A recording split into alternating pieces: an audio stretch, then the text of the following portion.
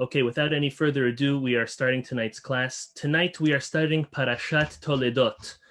And Parashat Toldot finds its way almost towards the middle, around the middle. By the end of the Parashat, it's the middle of the book of Genesis. And every book has its excitement, its great novelties. But there's something to be said about the book of Genesis. I know many get a big thrill, and so do I, out of always spending most of our Torah about Moshe Rabbeinu, Moses. But there is something to be said to start off the year, every year, with the book of Genesis and the development of our patriarchs from individuals into a family and then eventually into a nation, which is something amazing. So in last week's Torah portion, Chaye Sarah, we read about how Sarah passes away at 127 years old. Considerably back in those days, it was quite young, quite early. And at that point, Avraham has a whole to-do about getting a burial plot for her and burying her. Soon after that, within 3 years, Avraham delegates his faithful servant Eliezer to find a wife for Yitzchak. And we spent last week delving deep into that. The class is recorded. You could always go to my YouTube channel and watch it. Yitzchak happened to be 40 years old when he got married.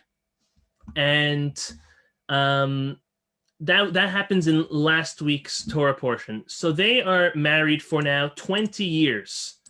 And 20 years, they cannot have any children. One may think, wow, that's a long time to not have children. Just we have to put things into perspective. Based on the calculation of when everyone is born and passing, Rivka actually got married when she was 3 years old. Now we have to understand that it's not so common or even possible for a 3-year-old to get pregnant. So I guess it was beautiful that she had 20 years of not getting pregnant. So she was 23 when she had a child. But, sometimes when people hear that, they say, well, how could someone get married at 3 years old? Well, my answer to that is, look how long they were living, 180 years, 127 years. Their physical bodies were different than ours, right? Adam HaRishon living to 930 years and so on and so forth. So the same way as their bodies developed differently and lasted longer, so too from a development stage earlier on, it could be that they developed quicker. Nevertheless, they were waiting for 20 years to have children. So we see a reoccurring theme with our patriarchs and our matriarchs not being able to have children right away, rather praying to Hashem. As the Talmud says, Hashem did so deliberately in order that these holy children that would come from our patriarchs and matriarchs would have tons of prayers invested in them in order for them to come out a certain way. Having that introduction, I want to share with you the beginning of our Torah portion and a beautiful novelty from the Zera Shimshon. Let me share my screen with you. Screen share. Okay. Beginning of this week's parasha says, Ve'ele Toldot Yitzchak ben Avraham. And these are the generations, or rather offspring, of Isaac, the son of Abraham.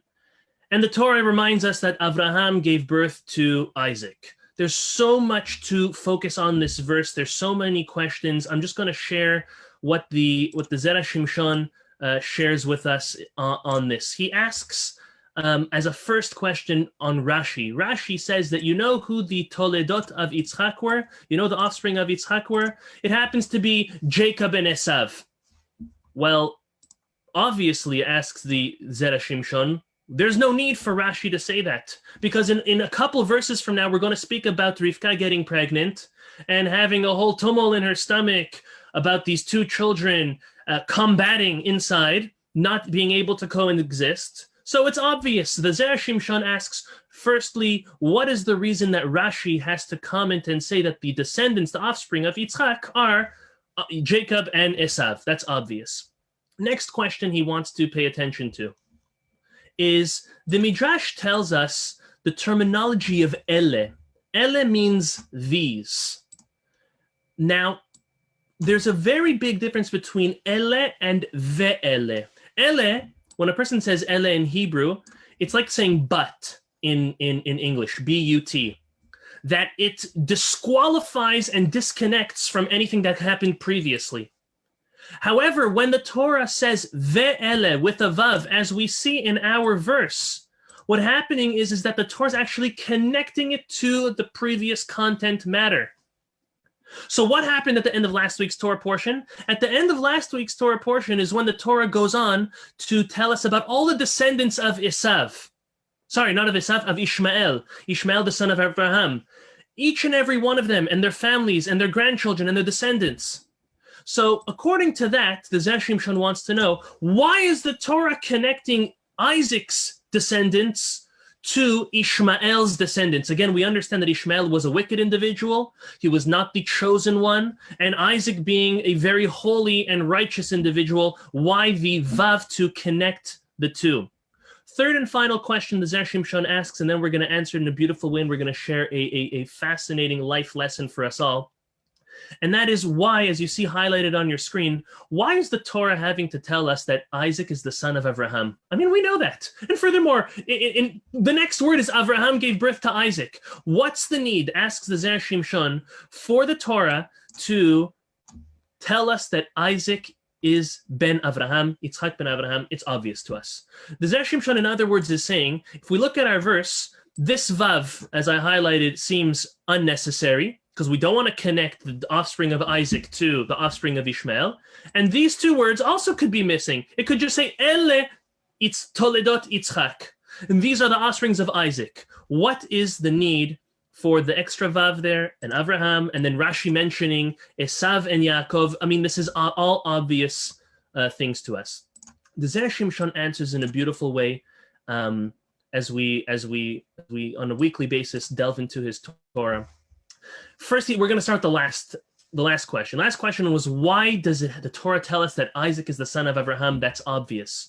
So the Torah is teaching us, says the Zera Shimshon, listen closely. The Torah is teaching us that Isaac's children are similar to the children of Abraham. What is similar between the two? Meaning, how are Yitzchak and Ishmael similar to Yaakov and Esav? The Zera Shimshon tells us because one is righteous and one is wicked. Each of our patriarchs, I mean the first two, let's say Abraham and Isaac, had one rotten seed, so to say, a bad, evil, wicked offspring, and then a righteous one, a pure one. As the Kabbalah, the Zohar explains us that first Abraham had to cleanse himself from his past by rejecting the impurity that he was brought up with, and that is Ishmael. And then he had a pure son, Isaac. Isaac still had a remnants of impurity, of not complete pure line, and therefore his first son was Esav, the wicked one, and then his second one was Jacob. So that is exactly the same method that Abraham had his children. So that is the first answer why the Torah is reiterating that Isaac is the son of Abraham, because Isaac's children are similar to Abraham's children. And now why does the Torah tell us that ve'ele, and these are the offspring of Isaac, connecting Isaac's offspring to his brother Ishmael's offspring? So the reason for this, explains the Zera Shimshon, is to prove that there were wicked amongst both of these groups of people, but amongst both of these families. And not only amongst both, but amongst all. Meaning Ishmael was wicked, and his children and his descendants were wicked. Yitzchak too. Not only was Esav wicked, but even within Yaakov's offsprings, there were to come wicked children and grandchildren that were going to be. The Talmud in Masechet Sanhedrin, I'm not going to go into it now, although hopefully another time we'll have time to share it. The Talmud on page 90a in Sanhedrin lists through the unfortunate events a person can do, or transgressions a person can do, that God forbid can take away their portion in the world to come. A couple different requirements, but then the Talmud goes on to continue. It's actually the Mishnah, and lists to us 6 Jewish individuals, descendants of Jacob, who lost their portion to come. Amongst them were 3 kings: Yeravam ben Navat, Achav, Menashe, the son of Chizkiah, those were all kings, as well as Doeg, Achitophel, and Gehazi. We're not going to go into what each one did. I know Yehuda ben Chorin would love for me too, because he likes the Tanakh and all that.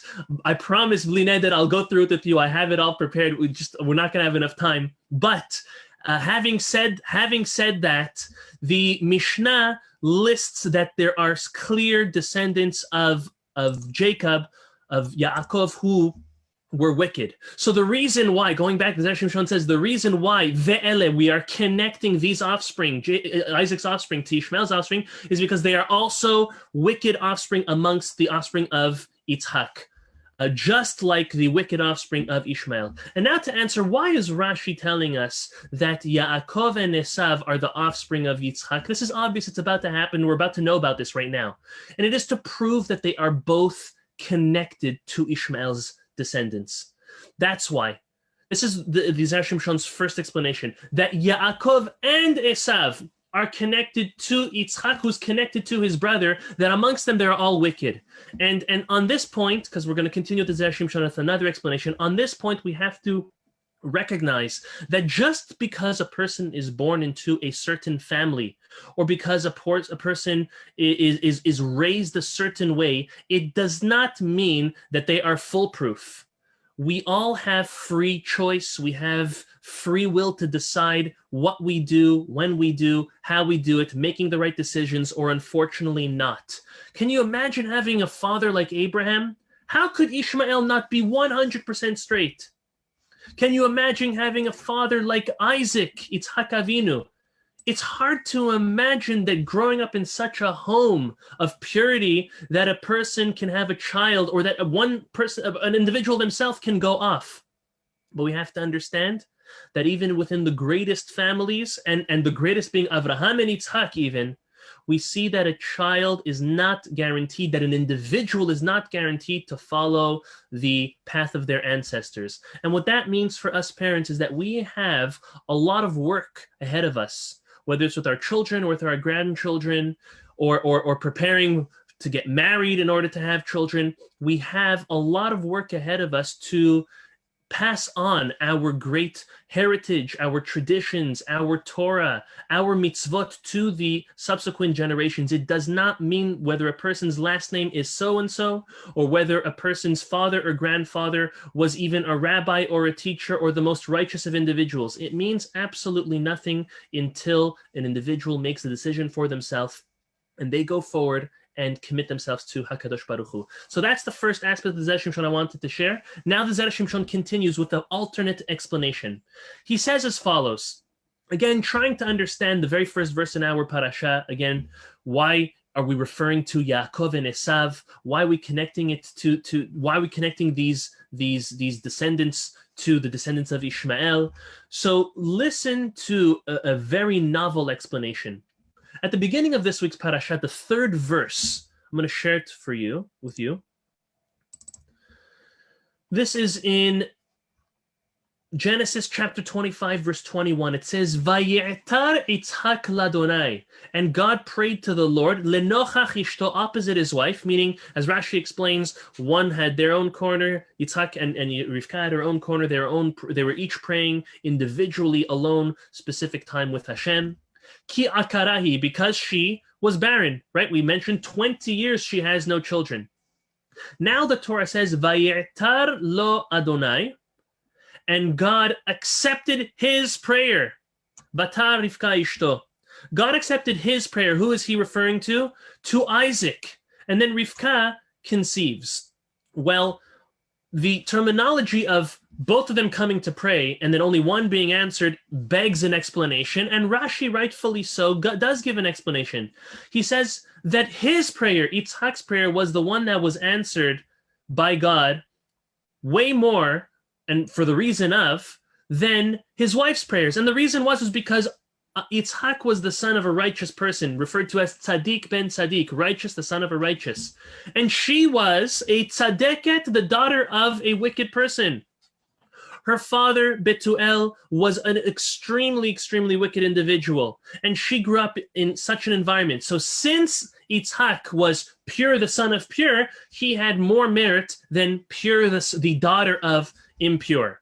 And furthermore, our commentaries go on to explain that within Rivka's stomach, she's going to have one righteous and one wicked. Having said that, the Zera Shimshon asks a subsequent question. He says, let's look at Avraham and Sarah.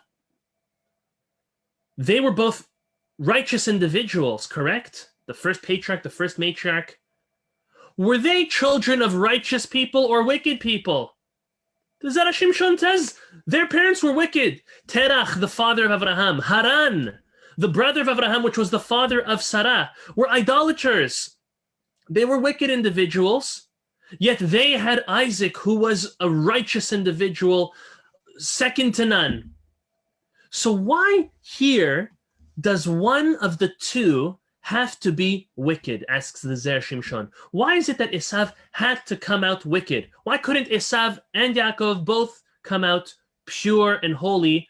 Just like Avraham and Sarah, together they had only one child, and it was Yitzhak, who was pure and holy, and their parents were wicked. So too, the Zera Shimshon is proposing that Yitzhak and Rivka's own merits should be accounted for, and they should have only righteous children. Explains the Zera Shimshon a fascinating answer, and he says, from the creation of these two boys, Yaakov and Esav, there is a certain duality which takes place. And we see this when Yaakov received the blessings of his father, from his father, that were supposed to go to Esav. He received them in an underhanded manner. We'll speak more about it further. We see that he had to be seemingly deceitful in order to grab those blessings before Esav would get them. And even though our commentaries say that Yaakov deserved the blessings way more than his brother did, however, Hashem, the Zera Shimshon explains, Hashem wanted Yaakov to receive these blessings in a manner of working hard for them and suffering for them, not to receive all of his merit in this world, but to also have merit in the world to come.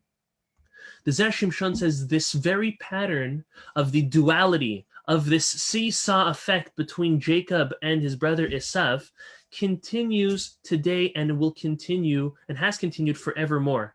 And that is the children of Yaakov, the Jewish people, would always have to fight and worry for, to hold on their blessings that God grants us.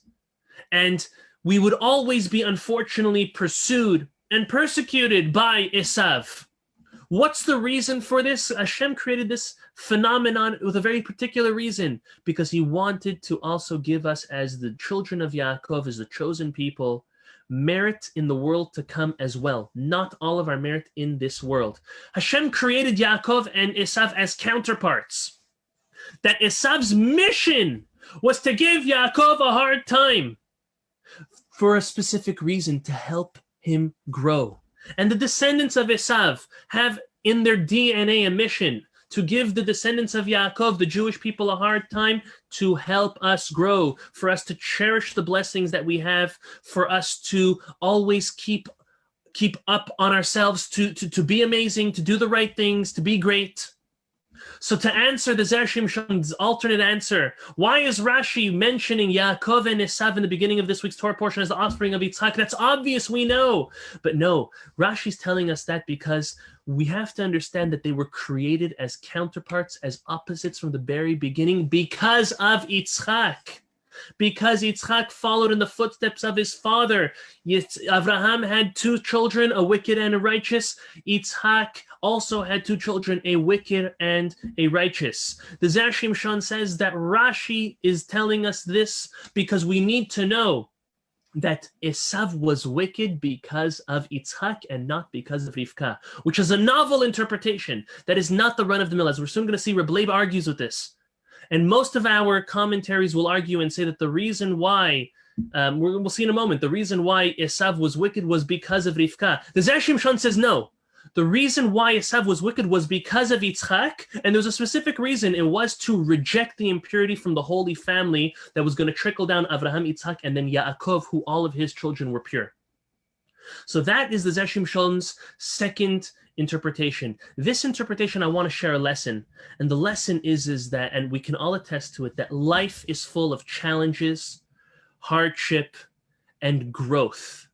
And we have to realize that these are realities in our life. God put them in our life, and he put them there for us to grow. He put them there for us, and it's not only for us, it was for every Jew and will be for every Jew. We are sometimes crunched and cornered up against something, against many things, oppressed, because that is the intention of God in this world. He wanted the creation to be in a way that Esav continues in this world as manifesting itself as the Yetzer Hara, the evil inclination, making it difficult for us as the descendants of Avraham, Yitzchak, Yaakov in order to give us greater merit.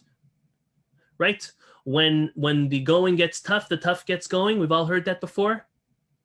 And we are the same. As Jews, we know how to thrive when times get hard. We know how to stand up for ourselves, how to stand up for what's right, morally and ethically, and everything that's going on in today's world with this pandemic, with the outrageous politics that are taking place worldwide. We as the Jewish people have to understand that we have to stand up for what's right. We need to realize that there's a greater picture that is being painted, and that is that HaKadosh Baruch Hu is running this world. HaKadosh Baruch Hu has a plan. HaKadosh Baruch Hu is squeezing us, because when he squeezes us through our adversaries, we end up thriving and growing much greater that way. So instead of trying to fight against everything that's going on in your life, rather, it may be time to start accepting it and to try to see, how is this pushing me to grow? How is this pushing my family to grow closer to HaKadosh Baruch Hu and closer in his Torah? So this is the ending of the segment of the Zera Shimshon's Chidush. Two fascinating Chidushim, again, with two amazing lessons that we just shared. One of there's no heritage and inheritance for being righteous, that each person, no matter who their parents are, has to decide for themselves. And the second is the challenges and the hardships that Hashem sends our way are all there for us to grow, because we are the chosen people, the children of Jacob.